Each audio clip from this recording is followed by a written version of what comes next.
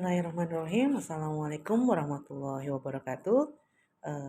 Bertemu kembali dengan saya, Vina Oktiarina, dalam pembahasan tentang Human Performance Technology, di mana kita membahas tentang 10 HPT, ya.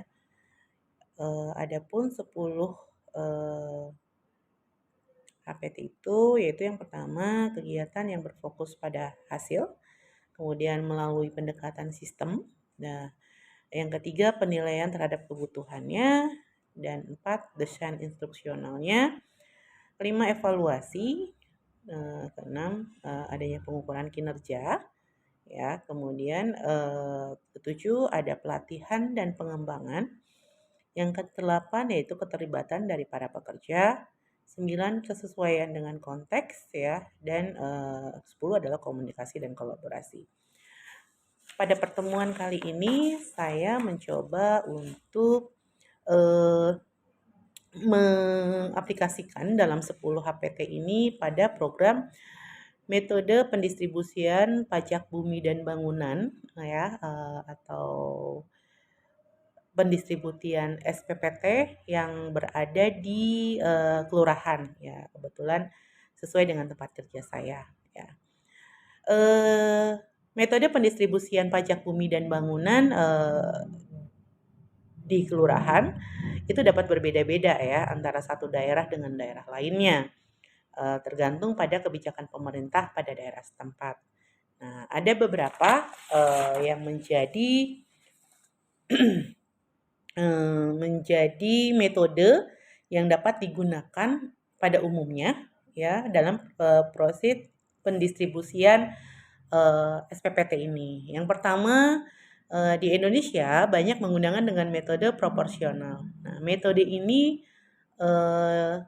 bisa digunakan dengan cara menghitung besarkan pajak yang berdasarkan nilai proporsi dari nilai tanah dan bangunan yang dimiliki, ya. Besarnya pajak bumi dan bangunan itu harus dibayarkan sesuai dengan ketentuan berdasarkan presentasi tertentu dan nilai dari proporsional. Ada metode regresif, ya, kemudian ada progresif dan metode tarif tetap. Nah, itu adalah beberapa metode-metode yang digunakan di Indonesia. Kemudian bagaimana sih cara pendistribusian dari SPPT atau pajak bumi dan bangunan ini dengan baik, ya?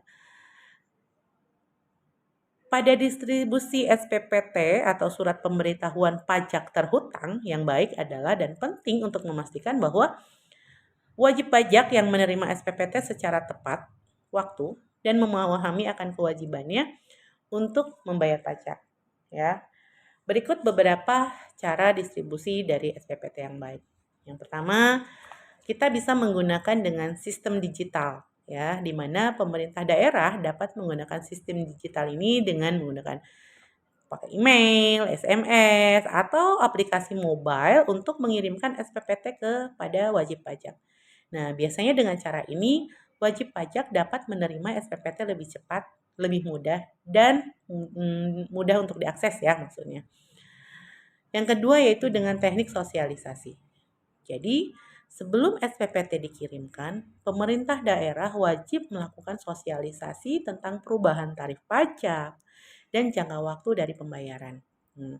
Hal ini dapat membantu dari wajib pajak, ya, atau WP memahami kewajibannya dalam mempersiapkan dana untuk membayar pajaknya. Yang ketiga, bisa melakukan pengecekan data, yaitu sebelum mengirim SPPT, biasanya pemerintah daerah akan melakukan pengecekan, ya, pengecekan dari data WP ini, di mana alamat dan nomor teleponnya. Hal ini akan memastikan bahwa SPPT dikirimkan ke alamat yang tepat dan dapat diakses oleh wajib pajak. Nah, yang kelima, pemerintah menyediakan layanan bantuan, ya, di mana untuk membantu wajib pajak memahami SPPT dalam membayar pajak. Layanan ini dapat berupa seperti melalui telepon, email, atau layanan tatap muka, ya. Dan kita dapat menerapkan sanksi bila jika terjadi wajib pajak dalam memberikan pengingat yang cukup untuk memberikan sanksi itu pada yang tidak membayar pajak pada waktu yang sudah ditentukan. Nah, ya sehingga pemerintah atau di kelurahan dapat menerapkan sanksi yang tepat dan tepat mengingatkan pengingat untuk pemotivasi dari wajib pajak ini ya. Nah, dalam mengaplikasikan secara distribusi SPPT yang baik, pemerintah daerah khususnya di kelurahan harus memastikan bahwa semua proses distribusi ini dilakukan secara transparan ya, efektif, efisien, dan hal ini juga membantu meningkatkan kepercayaan dari wajib pajak dan memperkuat sistem perpajakan tersebut di daerah. Ya, jadi untuk sistem yang sekarang di kelurahan kita ini ya salah satu contoh ini yang tahun lalu. Kemudian sistem yang sekarang itu dilakukan beberapa perubahan-perubahan ya. Semua sistem kita ada sistem yang sekarang diaplikasikan adalah sistem jemput bola ya. Jadi dikarenakan sekarang dengan menggunakan metode barcode untuk tanda tangan dari kepala Bapenda, kepala badan, jadi kita lebih berhati-hati lagi.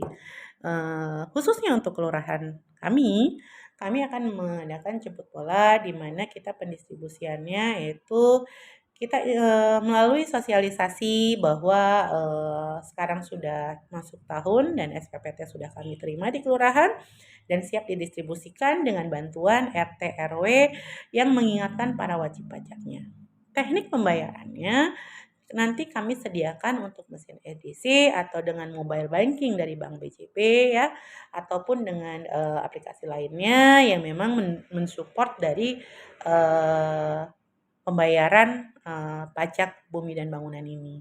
Sehingga masyarakat tidak perlu meninggalkan rumah untuk melakukan pembayaran karena memang untuk daerah kami jauh ya dari pusat kota di mana bank berada. Jadi kami dari pihak kelurahan sudah melakukan sosialisasi bersama tim tentang bagaimana metode pembayaran dari pajak ini. Mungkin sedikit itu yang bisa saya gambarkan bagaimana pendistribusian SPPT atau pajak bumi dan bangunan di kelurahan. Semoga bermanfaat informasinya. Terima kasih untuk pertemuan kali ini. Saya akhiri, wabillahi taufiq wal hidayah. Wassalamualaikum warahmatullahi wabarakatuh.